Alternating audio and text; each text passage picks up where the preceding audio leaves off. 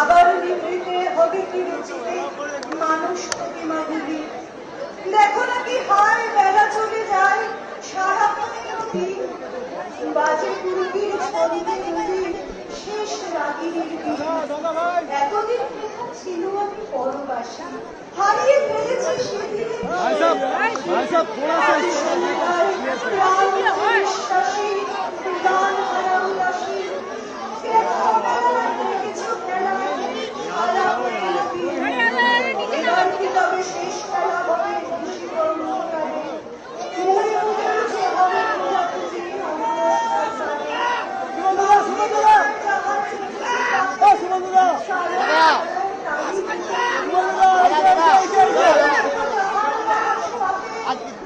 शुभेंदु जी, आज का दिन कितना महत्वपूर्ण है?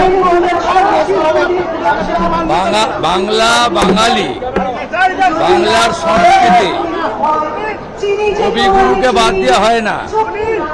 তাই রবীন্দ্র জয়ন্তীতে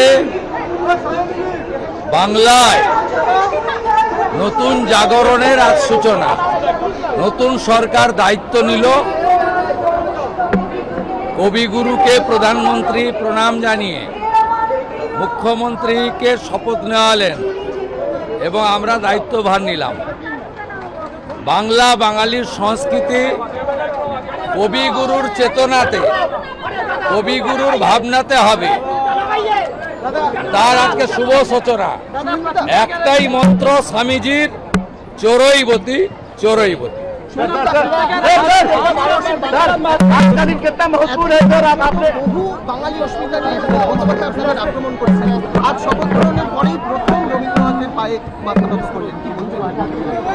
আরে ধুতি পাঞ্জাবিতে থাকা ডক্টর শ্যামাপ্রসাদ মুখার্জির তৈরি করা আদর্শের ভিত্তিতে যে রাজনৈতিক দল, তাকে কারোর কাছ থেকে সার্টিফিকেট নিতে হবে না। আমি এখানে বিতর্কিত কথা বলবো না, আমি মুখ্যমন্ত্রী, আমি এখন সকলের। আমি চাই শুভবুদ্ধির উদয় হোক। আমি শুধু বলবো যারা এখনো সমালোচনা করছেন তাদের চৈতন্য উদয় হোক। আসল বাংলার অনেক ক্ষতি হয়ে গেছে, শিক্ষা হারিয়ে গেছে, সংস্কৃতি ধ্বংস হয়ে গেছে। আমরা বাংলাটাকে নবনির্মাণ করি, অনেক দায়িত্ব। এখন এইসব রাজনৈতিক কচকচানি, একে অপরের সমালোচনার সময় নয়। যারা করতে চাইছে করুন, আমরা শুধু এগিয়ে যাব। বিশাল আমরা করব জয়। আমি বিবেকানন্দের ভাষায় চোরইবতী চোরইবতী।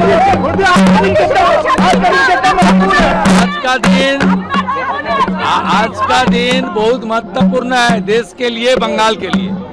इसलिए प्रधानमंत्री का इच्छा था नया सरकार रविंद्र जयंती का दिन अपना कार्यकाल शुरू करे। इसलिए हम लोग प्रधानमंत्री जी का नेतृत्व में कवि गुरु को प्रणाम करते हुए, आज संविधान को मानते हुए ओथ टेकिंग किया, शपथ लिया है। और उसका बाद मेरा सरकारी कार्यक्रम ये जोड़ा साको से हुआ है, वो भी गुरु को प्रणाम करके माल्यार्पण कर